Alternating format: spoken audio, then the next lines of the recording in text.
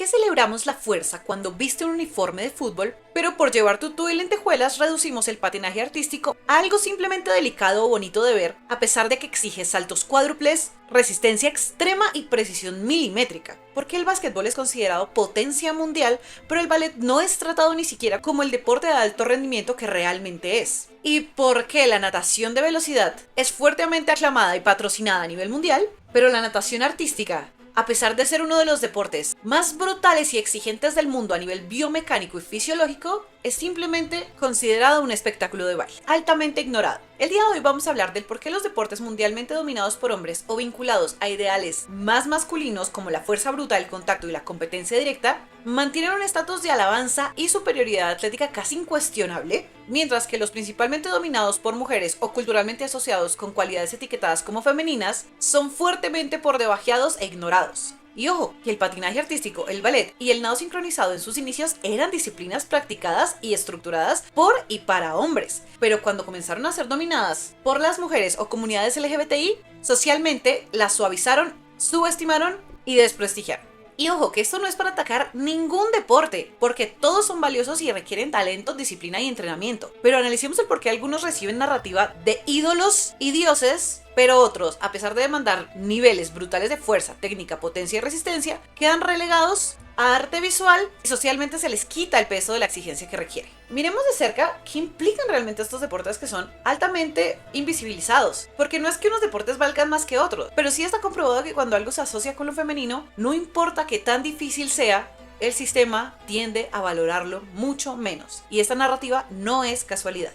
Hola, yo soy Reis, ¿cómo están? ¿Cómo se encuentran? En el video del día de hoy vamos a hablar de un tema que me apasiona bastante y que me parece muy importante, y es el trato que se le da a los diferentes deportes, en especial en comparación de los deportes más asociados a la feminidad o las comunidades LGBTI con los más asociados a la heteronormatividad y más patriarcales, por decirlo así. Y ojo, que en ningún caso estoy diciendo que deportes como el fútbol o el baloncesto sean fáciles, o sea, para nada estoy diciendo esto. Lo que voy a hacer en este video es una comparativa referente a el maltrato que se le ha dado a ciertos deportes en comparación a la alabanza que tienen otros y el por qué a un nivel como más interno. Por supuesto, yo soy consciente que todos los deportes igual son difíciles, igual requieren muchísimo entrenamiento y los respeto en su totalidad. Eso dejarlo claro desde un principio. Vamos a dividir este video en 4 partes. Hablaremos un poquito de la historia de estos deportes, del estigma, de la realidad técnica y al final concluiré con el por qué esto es un problema a nivel social y qué podríamos un poco hacer para equilibrar de alguna manera las cosas. Iniciemos con la historia, y es que a mí se me hace muy interesante que, a diferencia de lo que muchas personas creen,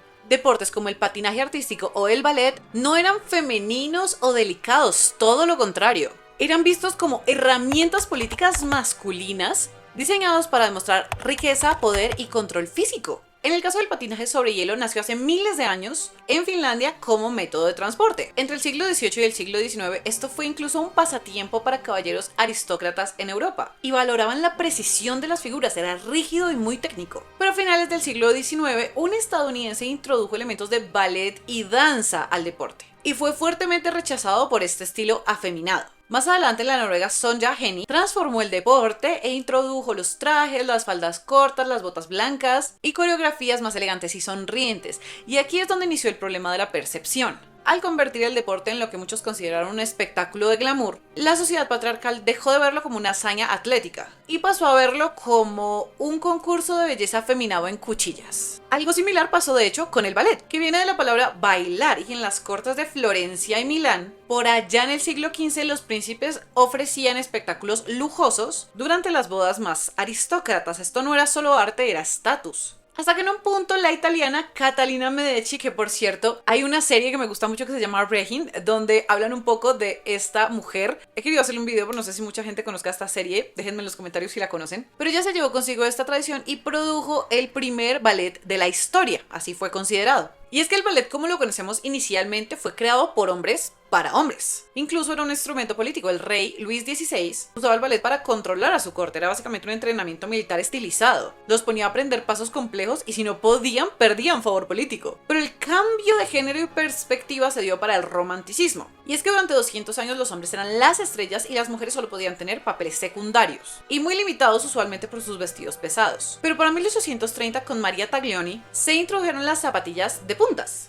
que permitieron a las mujeres parecer ingrávidas como seres sobrenaturales, hadas, fantasmas. Y también por acá la sociedad empezó a valorar la idea de la mujer como más etérea, inalcanzable. Por ello, ellas fueron empujadas un poco hacia el foco, pero asimismo se minimizó el valor físico que se le daba a este deporte, que para mí es un deporte, para mí es totalmente así. El que ellas parecieran frágiles y etéreas hizo que no se reconociera la fuerza muscular que tenían en sus piernas y en su cuerpo, que era equivalente al de los militares en la época. Y para el siglo XIX Francia había perdido casi que completamente el interés en ello, hasta que Rusia un poco lo rescató, e hicieron el ballet un poco más atlético, acrobático y técnico. Allí nació el Lago de los Cisnes, Cascanueces, etc., gracias a Marius Petipa. Pero lo triste de la historia es que entre más difícil se volvía, al igual que el patinaje artístico, más se relegaba. Asimismo fue con la natación artística, que inicialmente se llamaba natación científica, y pasó de ser un campo de pruebas de supervivencia a un escenario de arte y estigma. Porque al igual que en el patinaje artístico y el ballet, inicialmente el nado científico se trataba de competiciones donde los nadadores, casi exclusivamente hombres, demostraban su control de flotabilidad y respiración haciendo formas geométricas en el agua.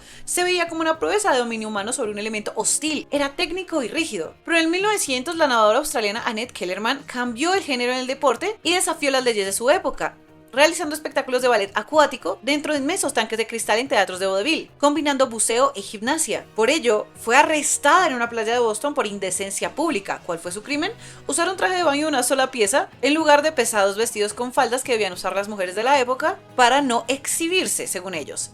Ella argumentó que no podía realizar estas acrobacias acuáticas con tantos trajes pesados, y su lucha sentó las bases para que las mujeres pudieran moverse libremente en el agua. Y en los años 30, Catherine Curtis, que es considerada la madre técnica del deporte moderno, organizó un espectáculo acuático en la Feria Mundial de Chicago con un grupo de 60 mujeres llamadas las Sirenas Modernas. Acá nació el nado sincronizado con música y se empezó a dejar de lado en lo que consideraban un deporte respetable. Terminó esto de adquirir un estigma en Hollywood cuando en los años 40 y 50 el potencial visual de las mujeres haciendo figuras en agua se convirtió en un producto de consumo masivo. Y la actriz y campeona de natación Esther Williams protagonizó películas conocidas como aquamusicales, como $1 Million Mermaid, teniendo un efecto secundario sociológico, ya que a pesar de que eran atletas de élite, Hollywood las empaquetó como glamour femenino, con sonrisas perfectas, labios pintados de rojo y acercamientos a su cuerpo en trajes brillantes. Invisibilizó por completo la técnica a favor del espectáculo estético, principalmente masculino, ya que era basado en la mirada del director y público del momento, y el deporte quedó marcado socialmente como también un concurso de belleza acuático. Y parece que la sociedad decidió que si se veía bonito, no podía ser fuerte y no podía ser tan difícil. O sea, si se ve tan elegante, preciso y las mujeres lo hacen, ¿qué tan complicado puede ser? E ignoraron que estos deportes literalmente desafiaban la anatomía humana, la gravedad y la física. Y es que la diferencia técnica de deportes como el patinaje artístico, comparándolo con deportes con el fútbol, es abismal. Y ojo, de nuevo, no digo que el fútbol no sea complicado, pero es impresionante el valor, alabanza y dinero que se le da en comparación a la minimización que se le hace a estos otros deportes. Porque socialmente se han endiosado futbolistas por correr 90 minutos con un balón, pero biomecánicamente lo que hace un patinador artístico desafía las leyes de la física de una manera que pocos deportes hacen. No más la fuerza de impacto cuando un patinador realiza un salto cuádruple, llega a girar en el aire a una velocidad de hasta 340-400 RPM, más rápido que los autos de Fórmula 1. Y aterrizan sobre cuchillas de 4 milímetros de grosor. La fuerza de impacto es de 7 a 8 veces su peso corporal.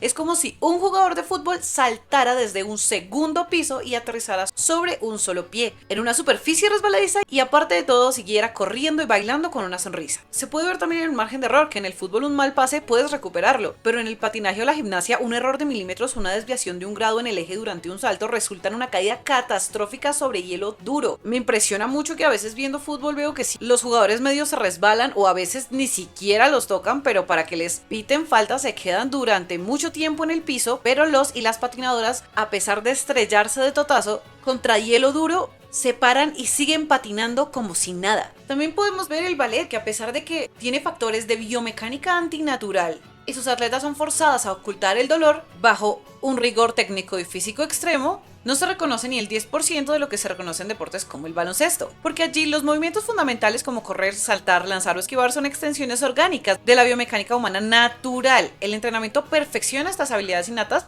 pero no es algo que se salga de la normalidad física. En el ballet, la técnica se basa en forzar el cuerpo para ir en contra de su diseño anatómico. El principio básico es el end the horse, la rotación externa de las piernas desde la cadera hasta lograr un ángulo de 180 grados. A esto se le suma el trabajo en point de sostener el peso de todo el cuerpo sobre las falanges de los dedos del pie, cosa que por supuesto el cuerpo humano no está evolucionado para hacer y requiere años de microdesgarros, reestructuración ósea y adaptación de los ligamentos para lograrlo. Y abarcando deportes un poco más similares, tenemos la natación de velocidad con la natación artística, a los cuales también les podemos ver diferencias abismales. Una de ellas es el oxígeno y la fisiología, donde un nadador olímpico de natación de velocidad respira rítmicamente y su cuerpo puede gestionar la deuda de oxígeno porque inhala cada pocos segundos, pero en la natación artística las atletas pasan más de la mitad de su rutina de 3 a 4 minutos bajo el agua conteniendo la respiración mientras realizan esfuerzo cardiovascular y explosivo al máximo nivel. Hipoxia severa, este es el equivalente a correr un maratón de 400 metros con vallas pero tapándote la nariz y la boca. Los desmayos por falta de oxígeno son un riesgo real y constante en este deporte. También está la propulsión y física porque luchan contra la gravedad. En la natación de velocidad utilizan bloques de salida para impulso inicial y paredes para empujarse de vuelta, pero en la natación artística tienen estrictamente prohibido tocar el fondo de la piscina. Todo el empuje que ves cuando un atleta salta medio metro fuera del agua o cuando levantan una compañera por los aires se genera exclusivamente pisando agua mediante la patada de batidora, y el empuje de los brazos está levantando peso muerto humano fuera del agua basándose solo en la fricción hidrodinámica profunda. Aparte de ello, tienen una privación sensorial enorme y aún así mantienen la sincronización, porque en el nado de velocidad el objetivo es nadar recto, siguiendo la línea negra de fondo de la piscina. Pero en la artística deben ejecutar coreografías milimétricas estando totalmente al revés, con agua en los oídos, nariz tapada y a menudo ojos abiertos bajo el cloro. Se sincronizan con la música que escuchan a través de altavoces subacuáticos y trabajan con todo un equipo a su alrededor sin verse siquiera claramente, usando solo el conteo mental y la conciencia espacial profunda. Todo esto a mí se me hace pero absurdo. Yo no entiendo cómo un ser humano puede lograr todo esto tan increíble.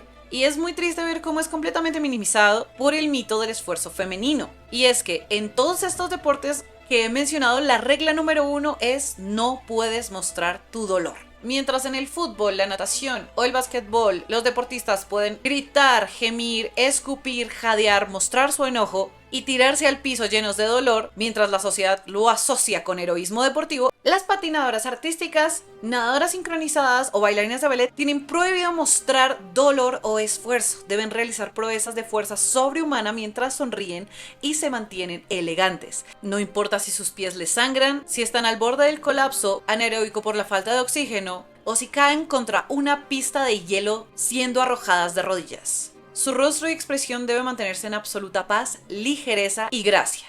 Y la paradoja es que al hacer que estas acrobacias sobrehumanas parezcan fáciles, porque esa es la regla de su arte, el público asume que esto es fácil, siendo víctimas de la propia perfección técnica que se les ha impuesto. Y luego de esto, como ya se tenía muy encasillado que era para mujeres, empezó el estigma hacia los hombres que practicaban estos deportes. Porque es que el patinaje, la gimnasia rítmica, el nado artístico y el ballet comparten una característica fatal para la mentalidad machista, que es quienes ven la feminidad como debilidad. Socialmente hemos codificado la fuerza bruta, el choque y la agresión, siendo esto como el fútbol americano, rugby, boxeo, como masculinos y reales. Por el contrario, la flexibilidad, la extensión, el ritmo y la gracia han sido codificados como femeninos y por ende se tratan como suaves o fáciles. Esto ha llevado a florecer la homofobia institucionalizada, debido a que estos deportes usualmente requieren trajes con brillos y colores vibrantes para la visibilidad artística, de la mano con movimientos más sueltos, expresión emocional abierta. Los atletas hombres de estos deportes han sido históricamente etiquetados bajo estereotipos homofóbicos. Se les exige ser atletas de élite mientras se burlan de ellos por no cumplir con una masculinidad hegemónica de ser y verse más agresivo, sucio y crudo, generando una limitación de lado y lado a cualquier hombre que practique este deporte. Porque si eres un hombre heterosexual o más heteronormativo, se te va a exigir la elegancia del deporte, pero a estigmatizar con burlas homofóbicas. Y por el contrario, si eres una persona que sí hace parte de la comunidad LGBTI, te van a imponer un armario de hielo en el que no puedes expresar tu sexualidad porque eso te quitaría patrocinadores, y te van a exigir técnica y precisión, pero no demasiada libertad física, porque pueden llegar a penalizarte por amaneramiento. Y todo esto es supremamente machista, violento y tristemente muy común en muchísimos deportes, ya que en pleno 2026 es impresionante cómo aún juzgan y violentan a los deportistas hombres cuando hacen parte de las comunidades LGBTI, forzándolos a ocultarse y a vivir vidas infelices para poder ejercer el deporte que aman. Y es que porque todo esto es problemático socialmente, ¿qué podemos hacer para cambiar un poco las cosas? Y es que la minimización de estos deportes no es inocente, es un sistema de jerarquías de valor sexistas, desvalorizan lo femenino y nos enseñan que si una actividad está dominada por mujeres o personas queer, automáticamente requiere menos mérito. Perpetúa la mentira de que fuerza es igual a violencia-choque, y no a control y resistencia. No solo violentando a las mujeres, sino también estigmatizando a los hombres y alejando a muchos niños varones de deportes como el patinaje o el ballet por miedo al acoso, y condicionando también a las niñas a que no importa cuánto de su vida, cuerpo y mente dejen en estos grandes deportes, nunca tendrán el reconocimiento que otros atletas, debido también a una injusticia económica y mediática, porque mientras los futbolistas ganan millones de millones de millones y tienen cobertura 24/7, las mejores deportistas del mundo a menudo tienen que financiar sus propios entrenamientos y dependen de becas precarias, debido a que quienes son dueños de las más grandes empresas no ven estos deportes con el mismo valor que el de los deportes más, entre comillas, masculinos, privando al mundo del talento de muchas y muchos jóvenes que no lucharán por seguir sus sueños en estos caminos debido al maltrato que se le da a estos deportes, y privando al mundo de su talento y a estos niños de una forma de expresión atlética impresionante y maravillosa. Como anécdota les cuento que a lo largo de mi vida he practicado gimnasia y natación y asimismo he jugado fútbol y baloncesto, y les cuento que lo que experimenté en gimnasia y natación fue absurdo. Si bien el fútbol y el baloncesto también se me hicieron muy complicados, lo otro era irracionalmente difícil, y actualmente patino y bailo y realmente no puedo hacer ni el 1% de lo que las grandes deportistas hacen en este campo, y honestamente no sé cómo lo hacen, no tengo idea cómo lo logran. Por lo mismo decidí hacer este video para concientizar un poco sobre lo crudo y difícil que hay detrás de esos deportes. Y es que debemos cambiar la forma en la que la sociedad valora estas disciplinas, y eso requiere un esfuerzo activo para desmantelar más de un siglo de prejuicios sexistas y reeducar nuestra propia mirada. No se trata de desprestigiar los deportes más rudos, sino de aprender a leer la fuerza que hay detrás de los deportes que vemos como simple estética. Una de esas formas es transformar la narrativa mediática, y es que me alegra muchísimo que actualmente existan las redes sociales para esto. Antes dependíamos de lo que nos mostraba la televisión, pero ahora podemos seguir a estas y estos atletas en redes y darles apoyo para que obtengan mayor patrocinio. Así va a ser más accesible el entrar a estos deportes y no se requerirá que seas una persona con muchísimo dinero o que estés con becas precarias. También podemos estudiar más lo que estas actividades abarcan, y así como muchos en el fútbol analizan jugadas, tiros de esquina y fuera de lugar, prestar atención a las técnicas y gráficas que nos muestran en saltos de patinaje o acrobacias de natación. Y podemos cambiar también el vocabulario de los adjetivos que se usan con estos deportes, no solo referirnos a él como lindo, delicado o grácil, sino narrar más términos de fuerza, tolerancia extrema a circunstancias precarias y control corporal. No significa que no podamos llamarlo hermoso, porque lo es, pero sí destruir un poco el mito de la facilidad. Y en última instancia, lograr que el público general entienda que esta belleza estética no es la ausencia de esfuerzo y dolor, sino el resultado final de dominar una violencia física extrema contra tu propio cuerpo, y que asimismo merecen ser reconocidos como los grandes y difíciles deportes extremos que son. Pero bueno, eso ha sido todo por el video del día de hoy. Cuéntenme qué opinan al respecto. ¿Les gusta el patinaje artístico, el ballet, el fútbol, el básquetbol? Quiero saberlo todo en los comentarios. A ustedes, mil gracias por estar acá viendo este video. Si les gustó, no olviden suscribirse y dar like para que estemos siempre conectados, y nos vemos muy pronto. Les mando un abrazo enorme.